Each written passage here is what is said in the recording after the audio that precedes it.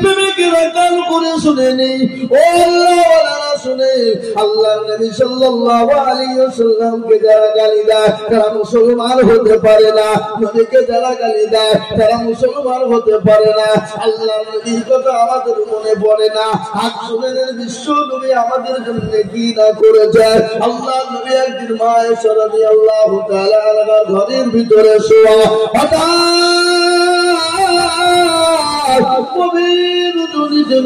উঠে গেলেন।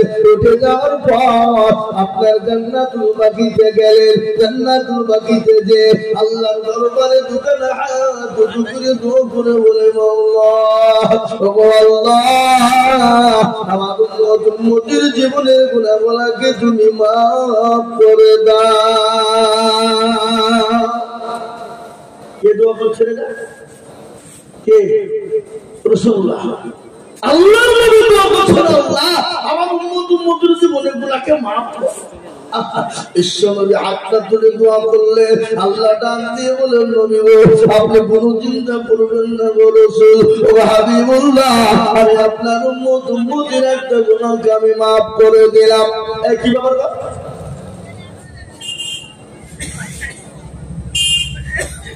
একটু বসেন, উঠবেন না ভাই আমার বাবা জীবনেরা।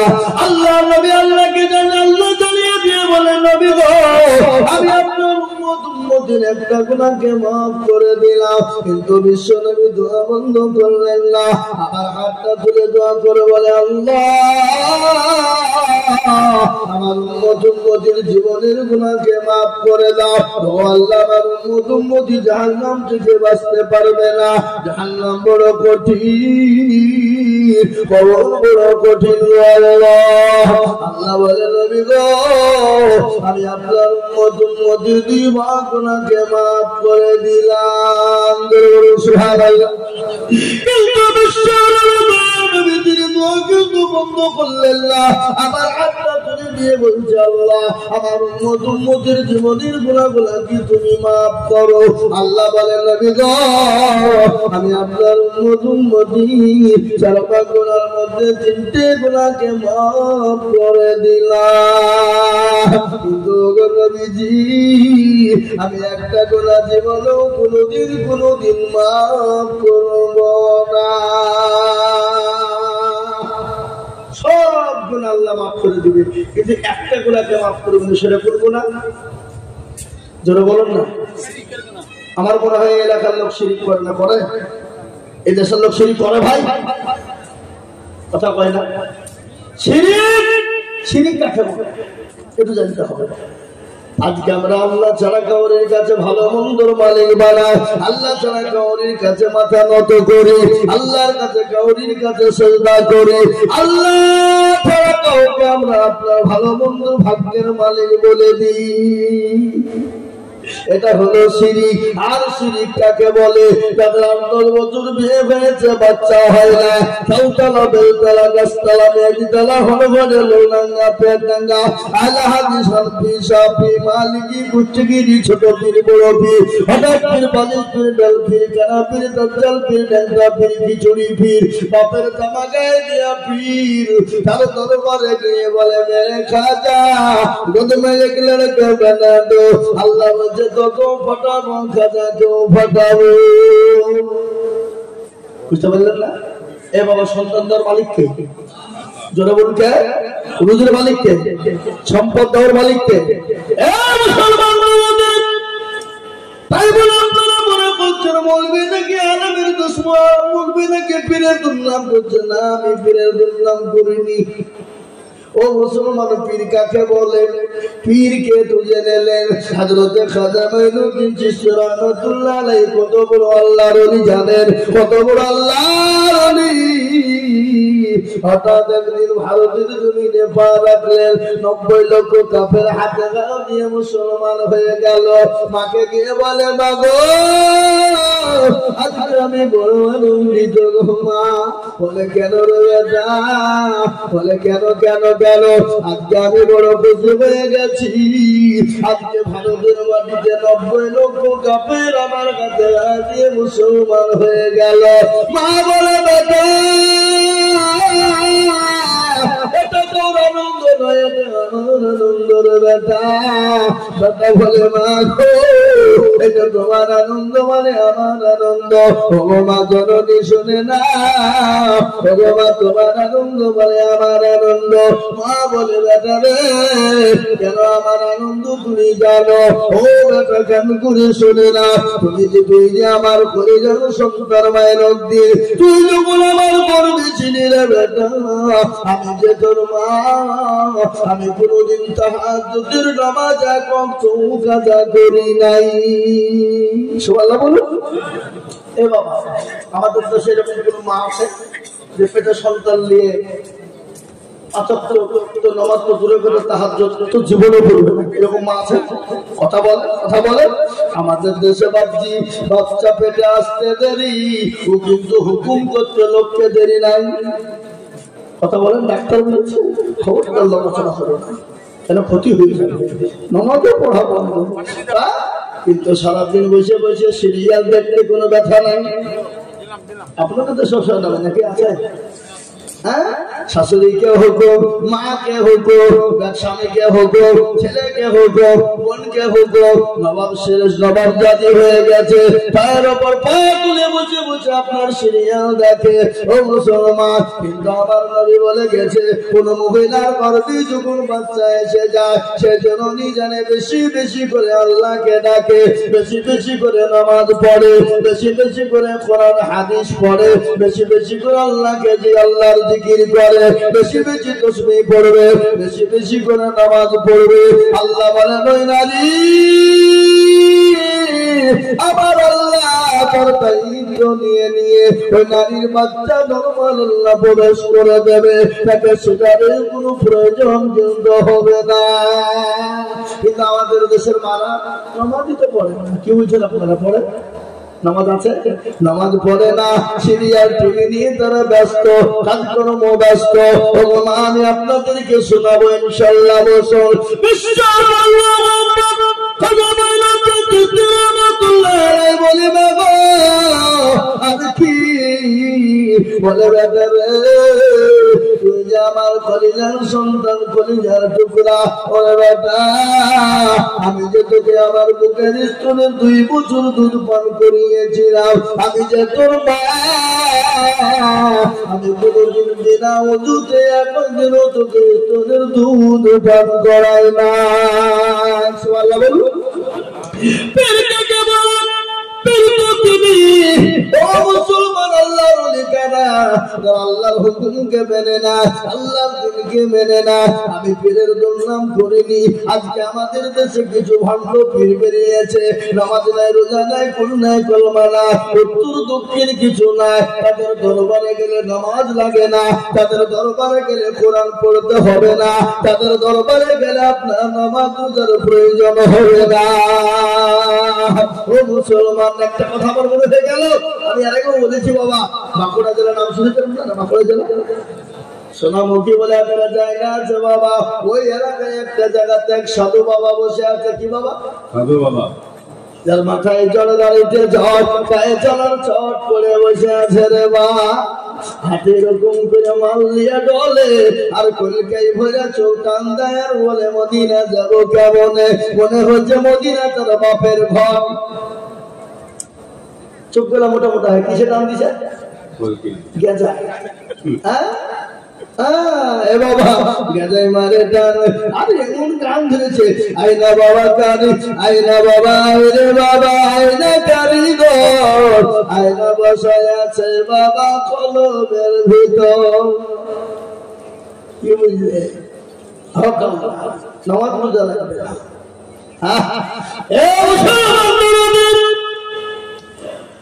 ওই দরবারে দেখলাম মুসলমান ছেলেরা মেয়েরা নামাজ নাই, রোজা নাই, কুল নাই, কলমা নাই, উত্তর দক্ষিণ কিছু নাই। মুসলমানের মেয়েরা গিয়ে দেখছি পুকুরে ডুব দেয়। বলে পুকুরে ডুব দেয় কেন গো?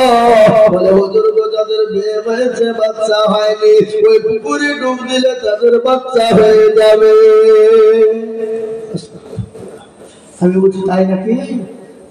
ছেলেটা কাজ করো, এই বাপরে ছেলেরা, এই তোমরা পুকুরটা বুঝিয়ে দাও। বলে কেন হুজুর? যদি না বুঝিয়ে দাও, তুমি বলবো যদি বেটা ছেলে ডুব মারে দেয় তারও তো ছেলে হবে। নাকি বুঝলেন আপনারা? যে ডুব মারবে তার ছেলে হবে, তাহলে বেটা ছেলে ডুব মারলে তার ছেলে হবে না। এই মুসলমানেরা, ধোঁকাবাজেরা, আজকে তারা ধোঁকা দিয়ে মানুষের জীবনের সমস্ত সম্পদ লুট করে নিচ্ছে। আজকে তারা লুটপাট করে খাচ্ছে। নামাজ নাই, রোজা নাই, কোন নাই, কলমা উত্তর দক্ষিণ কিছু না। কিন্তু আমি আপনাদেরকে পীরের কথা বলেছি, এখনো ভালো পীর বেঁচে আছে, এখনো ভালো পীর আছে। ও মুসলমান, ভালো পীর ছিল।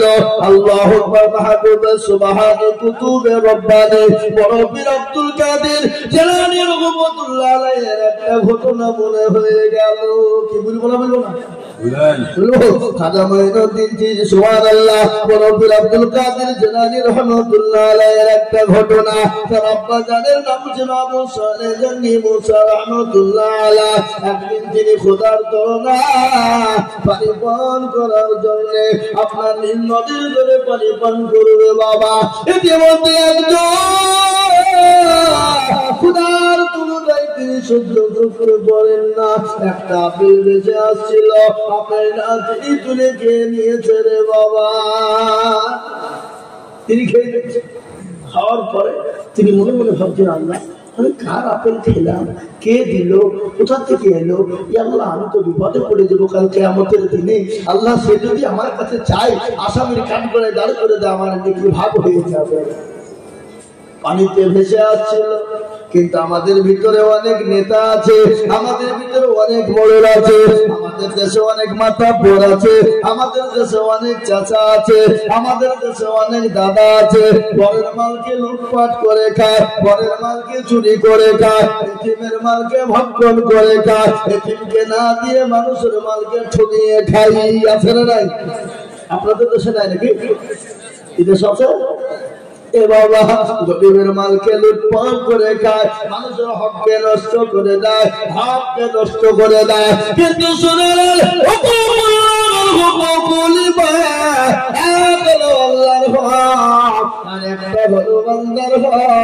কেউ যদি আল্লাহর হককে নষ্ট করে দেয়, আল্লাহ ইচ্ছা করলে ক্ষমা করে দেবে। আর কেউ যদি বান্দার হক নষ্ট করে, আল্লাহ যতক্ষণ পর্যন্ত ক্ষমা না করবে, ততক্ষণ পর্যন্ত কেউ আল্লাহ ক্ষমা করবে না। একটা হলো বান্দার হক, আজকে হুকুকুল ইবাদ। বান্দার হক কোনটা বলে? আপনি জোর করে টাকা ছিনিয়ে নিয়ে নিয়েছেন, জমি লুটপাট করে নিয়েছেন, জমির আইনকে ঠেলে খেয়েছেন। আইন খেলা লোক আপনাদের দেশে আছে না? একে কে আছে? হাত তুলে দেখান। এটাতে মাতাল তাহলে ঠিক আছে না নাই? কথা কয়। আজকে আমাদের দেশে হক নষ্ট করা লোক আছে, বোনকে ঠকিয়েছে, ভাইকে ঠকিয়েছে, বেটাকে ঠকিয়েছে, পিটিকে ঠকিয়েছে, পিটিকে ঠকিয়ে বেটার নামে সমস্ত সম্পদ লিখে দিয়েছে, বোনকে ঠকিয়ে ভাই সমস্ত সম্পদ লুট করে নিয়েছে। কাবা শরীফে যায় নামাজে দাঁড়িয়ে যে আপনার হজে যে আল্লাহর কাছে দোয়া করে, বলে আল্লাহ আমাকে জান্নাত দাও। আল্লাহ বলে বাজিরে একবার মরে দাও, তোকে যায় নামাজে কি করে আমি ধরবো? বোনকে ঠকালছি, ভাইকে ঠকালছি, বিটিকে ঠকালছি, আপনার এতিম ভাগিনাকে ঠকিয়েছি। এরকম আছে না? জোরে বলুন। ভাগিনাকে ঠকাই না, এতিমের মালকে লুট করে খাই না।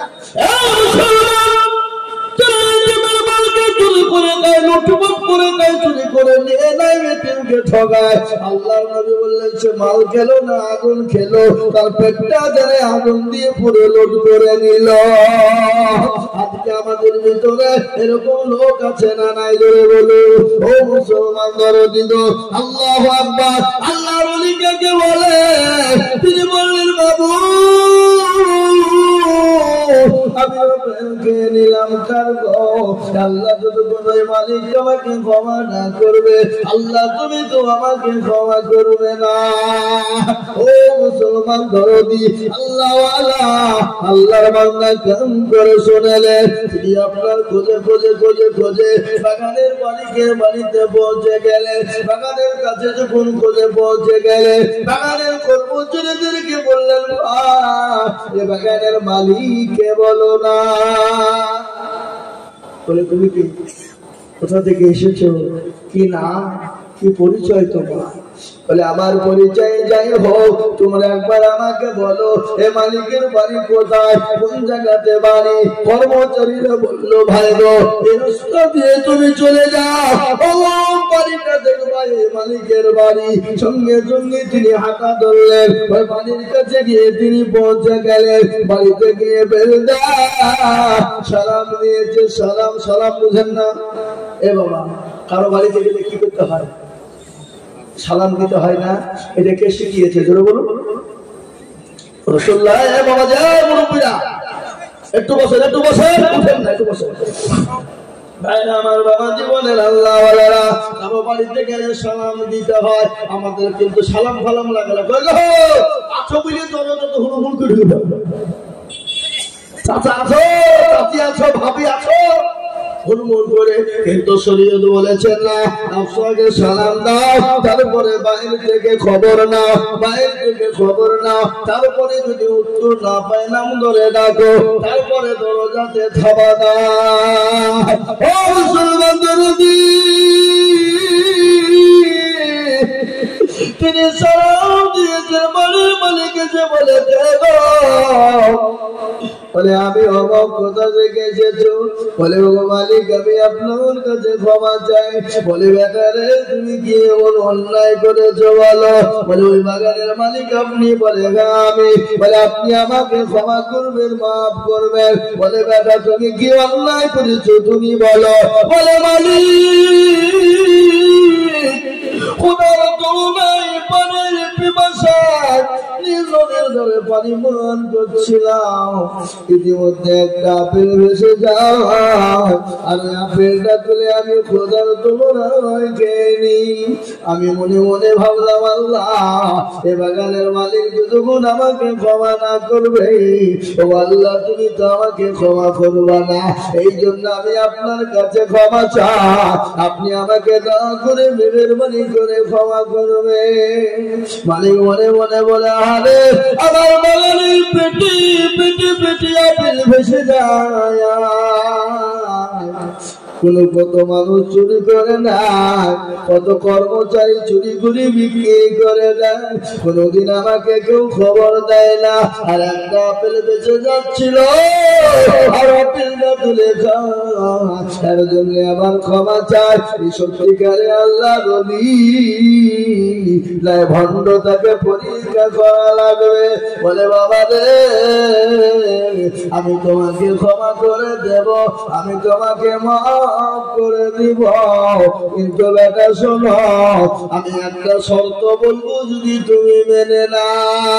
বলে মালিক আপনি আমাকে যে শর্ত দেবেন আমি সেই শর্তটুকুর মাথা পেতে দেব। বলে কেন? দুনিয়াদার দুনিয়া না, এ দুনিয়ার সামান্য জিন্দেগি, কিন্তু আসল জায়গা যেটা খবর পরকালটা বড় কঠিন, জাহান্নামের আগুন বড় কঠিন। আপনি বলুন কোনটা বলবেন?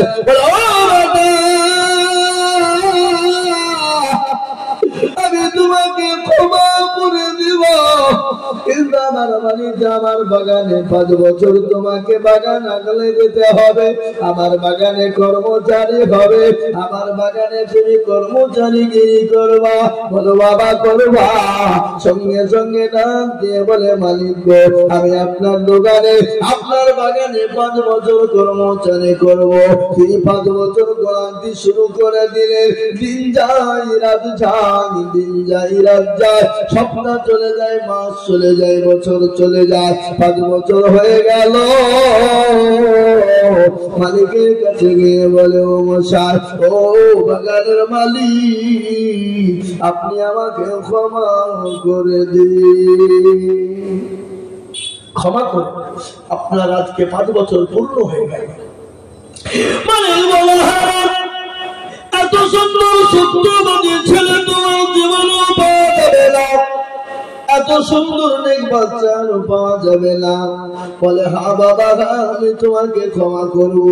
আমি বলেছিলাম 5 বছর পূর্ণ হয়ে গেছে, কিন্তু আর একটা কথা আমি তোমাকে বলি, ও বেটা, বলো তুমি আর একটা শর্ত মানবে কিনা? এ বাবা, আমরা হলে কি করবো? কি করবো? তো ঠোঁট নিয়ে উড়িয়ে দিব, বুঝবে না? বুঝবেন না? মাফ করলে কম, না করবে তো হয়ে পারে, ফুটনি ফাটি হয়ে যাবো। পুরি বুড়ি যে ফুটিয়ে গেছি, তোর কাছে ক্ষমা চাই, ভাগ্য ভালো নাকি? বুঝছেন আপনারা? বলুন। মুসলমান দরদি তিনি বললেন, হারে আল্লাহ, বাগানে আমি কর্মচারী করতে গিয়ে কত পেটি পেটি আপেল চুরি হয়ে যায়, মালিকের খবর নাই, মালিকের খোঁজ নাই। আজ একটা আপেলের কারণে আজকে ক্ষমা চাইতে গেলাম, আর ক্ষমা চাইতে এসে আমার কাছে আজকে আমাকে আবার শর্ত দেয়। জাহান্নাম তো বড় কঠিন, জাহান্নাম বড় ভয়ঙ্কর, বাউলা তুমি আমাকে ক্ষমা করে দিও, জাহান্নাম থেকে আমাকে বাঁচাও, জাহান্নামের জ্বলন্ত আগুন থেকে বাঁচাও। জাহান্নাম এত কঠিন হবে, আল্লাহ কোরআনে বলেছে, ওয়াকুদুহান নাস ওয়াল হিজারা ওয়া ইদ্দাতুল লিল কাফিরিন। ও মুসলমানেরা, ওই জাহান্নামের আগুনে আপনার কাফেরদেরকে পোড়ানো হবে, পাগল মানুষকে দূর করা হবে, কাফেরের আগুনগুলো ভয়ঙ্কর, এত কঠিন। আল্লাহর কাছে দোয়া করে, মাবুদ গো, আমাকে তুমি ক্ষমা করে দিও, আল্লাহ আমাকে তুমি মাফ করে দিও, জাহান্নামের কাছে ওই আসামির কান করে আমাকে তুমি দাঁড় করিও না। ওরে মালিক গো, আপনি বলুন আপনার কি এমন শর্ত রয়েছে? বলে, বাবা শর্ত বড় কঠিন। বলে, ও বাবু মালিক, যদি কঠিন হয় জাহান্নামের আগুনের থেকে কঠিন নয়, কবরের আযাব থেকে কঠিন নয়। ও মুসলমান গো, আজকে কবরের কথা মনে পড়ে না, কবর বড় কঠিন বাপরে, কবর বড় ভয়ঙ্কর। বিশ্ব নবী বলে গেলে আমার উম্মতি যদি জানতো কবর কোন জায়গা, মানুষ মরে গেলে জীবনে কোনদিন মানুষকে কবরে রাখতো না। আল্লাহর নবীর বিবি মা খাদিজাতুল কুবরা রাদিয়াল্লাহু তাআলা আনহার ঘটনা আপনাদেরকে একটু শোনায়। বিশ্ব নবীর সঙ্গে মা খাদিজা যখন বিবাহ হয়েছিল, কি হয়েছিল? বিবাহ। বিশ্ব নবীর সঙ্গে মা খাদিজাতুল কুবরা যখন বিবাহ হয়েছিল, মা খাদিজা কে আল্লাহর নবী 2 দিন 3 দিন 4 দিনের জন্য বাড়ি থেকে জামাতের দাওয়াত নিয়ে গেলেন, তাবলীগের দাওয়াত, কলমার দাওয়াত নিয়ে গেলেন। আপনারা মনে করছে হুজুর আবার কোনটা থেকে কোনটা গেছে রে? বুঝলেন? ঠিক বলবো, থামেন, বসে না, শেষ করছে, ঠিক জায়গায় পৌঁছাবো। কি বুঝতে পারলেন না? পারলেন না? আমাদের নেটওয়ার্ক আবার মেলা তো, কোনটা বা ভোদা, কোনটা বা জিও, এ বাবা, হ্যাঁ, কোনটা এয়ারটেল, কোনটা টাটা, কোনটা ডকোমো, কি বলবেন, কোনটা বিএসএনএল, মেলা টাওয়ার আমাদের বাবা। এ মুসলমান, কিন্তু একটা টাওয়ার এসে বসবে, দাঁড়ান, আপনারা একটু ধৈর্য ধরেন। মুসলমান আল্লাহ নবীর সঙ্গে মা খাদিজা রাদিয়াল্লাহু তাআলা আনহার সঙ্গে যখন বিবাহ হয়েছিল, আল্লাহর নবী মা খাদিজাতুল কুবরা রাদিয়াল্লাহু তাআলা আনহাকে রেখে গেলেন, কালেমার দাওয়াত নিয়ে তিনি গেলেন, বাড়িতে এলেন। বিশ্ব নবী দয়ার নবী কয়েকদিন পরে এসে দেখছেন মা খাদিজা রাদিয়াল্লাহু তাআলা আনহা সঙ্গে সঙ্গে দরজা খুলে দেয়, দরজা খুলে দিয়ে দেখছেন খাদিজার চোখে পানি, বিশ্ব নবী বললেন খাদিজা আমি তো তোমার উপর খুশি হয়ে গেছি, আমি এত খুশি হয়ে গেছি আমি সঙ্গে সঙ্গে দরজার কাছে আসা আর সেকেন্ডেও তুমি দেরি করো না দরজা খোলার জন্য। কিন্তু খাদিজা গো তুমি কান্না করো কেন, তোমার চোখে পানি কেন খাদিজা? হযরতে মা খাদিজাতুল কুবরার চোখে পানি থামে না। আল্লাহ নবী মা খাদিজার শরীরের দিকে লক্ষ্য করে যে শাড়ি কেনা ছিল ফেটে চূর্ণ বিচূর্ণ হয়ে গেছে, এমন ভাবে ছিঁড়ে গেছে সেলাই করার মতো কোনো জায়গা নাই। হযরতে খাদিজা বললেন, আল্লাহ নবী বললেন খাদিজা তোমার শাড়ি ছিঁড়ে গেছে বলে তুমি কান্না করো, তোমার শাড়ি ছিঁড়ে গেছে বলে তুমি কান্না করো। হযরতে মা খাদিজাতুল কুবরা বলেন নবী গো খোদার কসম করে বলে নবীজি আমার শাড়ি ছিঁড়ে গেছে বলে আমি কান্না করি না। বলে খাদিজা গো তোমার পানিতে বাজার নাই এই জন্য তুমি কান্না করো। আল্লাহ নবী বললেন খাদিজা তোমার পানিতে বাজার নাই এই জন্য তুমি কান্না করো। বিশ্ব নবী বললেন খাদিজা কান্না করো কেন?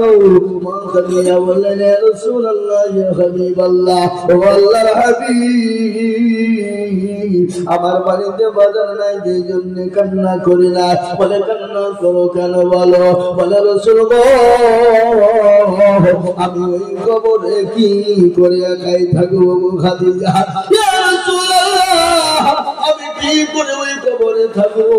কবর তো বড় কঠিন, কবর তো বড় ভয়ঙ্কর, কবর তো কাউকে চিনবে না। আমি অন্ধকার কবরে কি করে থাকবো? যে কবরে কোনো লাইট না, যে কবরে কোনো বাতি না, যে কবরে কোনো বিছানা না, যে কবরে কোনো সাথী না, যে কবরে কোনো বন্ধু বান্ধব না, আমি ওই কবরে কি করে থাকবো গো রাসূল? নবীজি আল্লাহ নবী বলেন খাদিজা রে তুমি চুপ, তুমি চলনা করো না। ও খাদিজা শোনো তোমাকে ওই কবরে পাহারা দেওয়ার জন্য তোমার সাথে কবরে আমার দুইজন বিবি তোমাকে পাহারা দেবে। কয়জন বিবি? জোরে বলুন না কয়জন? কথাটা কেমন মনে হয়েছে না? নবীজি প্রথম তো বিয়ে করেছে খাদিজা, আগে আল্লাহ নবী দুইজন বিবি ওখানে কবরে কি গিয়ে কি করিয়েছে পাহারা পছন্দ হচ্ছে না জোরে বলুন। আল্লাহ নবীর বিবি খাদিজাকে বললেন খাদিজা ও খাদিজা তুমি কান্না করো না, আমি তোমাকে দুইতে চিন্তা করো না, তোমার জন্য আবার দুইজন বিবি কবরে পাহারা দিবে তোমার সাথে হবে। আমার সঙ্গীত আপনার প্রথম বিবাহ ওগো নবী, আমার আগে তো আপনার সঙ্গে আর কারো বিবাহ হয় না। ওগো নবীজি আমার সঙ্গে আপনার আমার সঙ্গে দুইজন সাথে হবে, আপনার আবার দুজন বিবি কে ছিল? আল্লাহ নবী বলেন খাদিজা গো আমার আল্লাহ আমার সঙ্গে জান্নাতে দুজনের সঙ্গে বিবাহ দিবে, একজনের নাম হলো আসিয়া আর আরেকজনের নাম হলো মারিয়াম। সুবহানাল্লাহ বলুন। একজনের নাম আসিয়া আর আরেকজনের নাম হলো মারিয়াম। বলে নবী গো আসিয়া আপনার কি করে বিয়ে হবে? বলে খাদিজা তুমি কি জানো আসিয়ার স্বামী ছিল তার নাম হলো ফেরাউন। আসিয়ার স্বামী কি নাম বলুন? ওই আসিয়ার বলে তো জুলুম করেছিল, অত্যাচার করেছিল। আসিয়াকে ফেরাউন বলেছিল আসিয়া গো একটাবার আমাকে খোদা বলে মানো,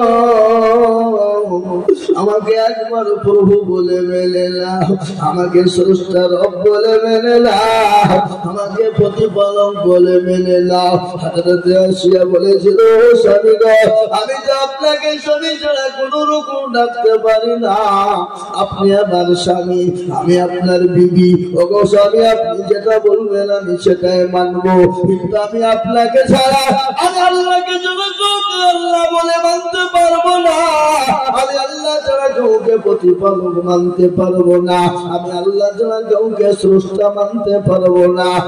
স্বামী আমার উপর যত স্টিমরোলার চলো, আমার উপর যত অত্যাচার হোক, আমি কোন রকম আল্লাহ ছাড়া আমি কাউকে মানতে পারবো না। তুমি আসের উপরে এতটা অত্যাচার শুরু করে দিল, এত জুলুম শুরু করে দিল। মরুভূমির প্রান্তে ও মুসলমান হযরত আসিয়াকে অলঙ্কার করে দেওয়া হলো। অলঙ্কার করে দেওয়ার পরে ও মুসলমান হযরত আসিয়াকে প্যারাকের উপর শুইয়ে দেওয়া হলো, কাঠের উপর অলঙ্কার করে আসিয়াকে যখন শুইয়ে দেওয়া হলো, নারী দেহ নরম দেহ সহ্য হয় না, হযরত আসিয়ার বুকের উপর পাথর চাপিয়ে দেওয়া হলো। আমার আল্লাহ ফেরেশতাদেরকে বলে, ওরে ফেরেশতা, আমার আসিয়া দুনিয়া থেকে যাওয়ার আগে, মৃত্যুবরণ করার আগে আমার আসিয়ার জন্য 8টা জান্নাতের দরজা খুলে দাও। সুবহানাল্লাহ বলুন, 8টা দরজা খুলে দাও। আমার আসিয়া দুনিয়া থেকে বেরিয়ে যাওয়ার আগে সেই জান্নাতের 8টা দরজা থেকে বেরোতে পারে। ওগো আমার বিবি খাদিজা, হযরত আসিয়ার উপরে এত অত্যাচার, এত জুলুম হয়েছিল, এত অত্যাচার জুলুম, তারপর আমার আল্লাহকে আসিয়া ভোলে না, তারপরে আমার আল্লাহ আসিয়া আমার আল্লাহকে আসিয়া ভোলে না। স্বামীর কথা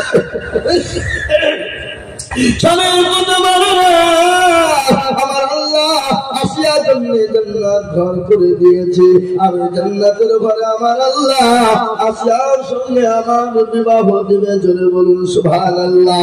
ও মুসলমান, আমি আপনাদেরকে বলবো, বাপের মেয়ে মানেরা এত অত্যাচার করেছিল, আল্লাহ বলে দিন বলে মারা কলমাওয়ালা কোরআনওয়ালা, তাদের উপর যত অত্যাচার হোক, যত জুলুম হোক না কেন বাবা, আল্লাহর দিন ছেড়ে দেবে না, আল্লাহর হুকুম ছেড়ে দেবে না, নবীর হুকুমকে কেউ ছেড়ে দেবে না। আজ আমি আপনাদেরকে বলবো বাপ, আজকে গোটা পৃথিবীর জমিনে মাদ্রাসা থেকে দাও, মসজিদ থেকে দাও, কোরআনকে পড়িয়ে দাও। আজ আমি বলবো মুসলমান যতদিন পৃথিবীতে আছে, মাদ্রাসা আছে, মসজিদ থাকবে, কোরআন আছে, কোরআন থাকবে, ইনশাআল্লাহ শেষ করে দিতে পারবে না। একটু হাতটা উঁচু করে দিয়ে একবার মহব্বত দিয়ে বলুন ইনশাআল্লাহ। তুলুন হাত তুলো। এ বাবা, অনেকে হাত তুলতে চাইলে ওরা মনে মনে করছে যে তুললে বিপদ হয়ে যাবে নাকি রে। এ বাবা, বিপদ নাই। যে তুল্য সে জিতে গেল, যে তুল্য না সে হেরে গেল। কি বলেন আপনারা? হেরে গেল বলেন না জিতে গেল বলেন? হেরে গেল। আজকে ওরা মনে মনে করছে দেখতে কেউ পাবে না, কিন্তু মুসলমান গো, যেটা কেউ দেখে না সেটা দেখে কে? জোরে বলুন। যেটা কেউ জানে না সেটা দেখে কে? যেটা কেউ জানে না সেটা জানে কে? যেটা কেউ শোনে না সেটা শোনে কে? কবি বলেনি, সবাই বলে আমি ভালো, আমি জানি কি, আমার মনের গোপন খবর জানে আল্লাহ জি। আলোতে আধারে নির্জনেতে কথা কি করেছ তুমি সব জানিছি, তাহারি চোখে থেকে যাবে না পাখি, আমি জানি কি। ও মুসলমান দেবী, আজ আমি আপনাদেরকে বলবো, সকলকে ফাঁকি দেওয়া যাবে, কিন্তু আমার আল্লাহকে ফাঁকি দেওয়া যাবে না। সকলের সঙ্গে চালাকি চলবে, আমার আল্লাহর সঙ্গে চলবে না। তাই আমি আপনাদেরকে বলবো, বাপরে, নবীর প্রেমিক কারা, আল্লাহর প্রেমিক কারা? হাদিসের মধ্যে এসেছে, লা ইউমিনু আহাদুকুম হাত্তা কুনা হাব্বা ইলাইহি মিন ওয়ালিদিহি ওয়া ওয়ালাদিহি ওয়ান নাসি আজমাইন।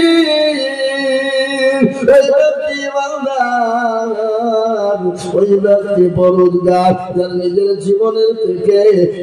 জীবনের থেকে সন্তানের থেকে বিবি থেকে বাচ্চা থেকে সম্পদের থেকে আল্লাহ তার রাসূলকে সব থেকে বেশি ভালোবাসে। তাই আমি আপনাদেরকে আরেকবার বলবো, বা হুজুর গো, পৃথিবীর জমিনে যতদিন থাকবো আল্লাহ তার রাসূলকে নিজের জীবন এবং সন্তান বিবি বাচ্চার থেকে সম্পদের থেকে বেশি ভালোবাসবো। আল্লাহ হাতটা তুলে বলুন ইনশাআল্লাহ। হাতটা নামিয়ে দিন মুসলমান, বলুন কোরআন। আমি আপনাদেরকে গল্প বলি না, কোরআনের কথা শোনো। আল্লাহ বললেন আল-ইয়াউমা নাখতিমু আলা আফওয়াহিহিম ওয়া তুকাল্লিমুনা আইদিহিম ওয়া তাশহাদু আরজুলুহুম বিমা কানু ইয়ামসিবুন। কিয়ামতের দিনে রে বাবা জমানে তারা দেবে, হাতকে বলবে কোন কাজে ব্যয় করেছিল। সেদিন বলবে মৌলা হাসানপুরের জলসা ভক্তাদিদুল বলেছেন আল্লাহর প্রেমিক কারা, নবীর প্রেমিক কারা, দ্বীনের প্রেমিক কারা, ইসলামের প্রেমিক কারা, দ্বীনকে বাঁচানে ওয়ালা কারা, আল্লাহর দ্বীনকে হেফাজত করনে ওয়ালা কারা। হাতটা তোলো তারা, হাতটা তোলার কারণে জাহান্নামটা খারাপ হয়ে যাবে রে বাবা, জান্নাতটা ওয়াজিব হয়ে যাবে।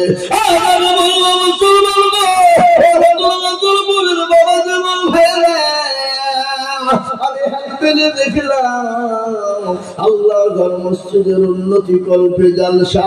আমি আপনাদের কাছে বলবো বাবা, নবী বলেছেন মান বানা লিল্লাহি মসজিদান বানাল্লাহু লাহু বাইতান ফিল জান্নাহ। যারা মসজিদ বানিয়ে দেয় আমার আল্লাহ তাদের জন্য জান্নাতে ঘর বানিয়ে দেবে। তাই মুসলমান গো, ও আল্লাহ ওয়ালা দিনওয়ালারা, আমি আপনাদের কাছে একটু হাত পেতে দেব। আমি আজুল হক সারা পশ্চিম বাংলা, আসাম, ত্রিপুরা, মেঘালয়, মণিপুর, উড়িষ্যা, বিহার, ঝাড়খণ্ড, পশ্চিম বাংলা, বাংলাদেশ পর্যন্ত মানুষের কাছে মসজিদ মাদ্রাসার জন্য হাত পাতি রে বাবা। লাখ লাখ লাখ লাখ লাখ লাখ লাখ লাখ টাকা করে বলি, আজ আমি আপনাদের কাছে লাখ লাখ টাকা চাইবো না।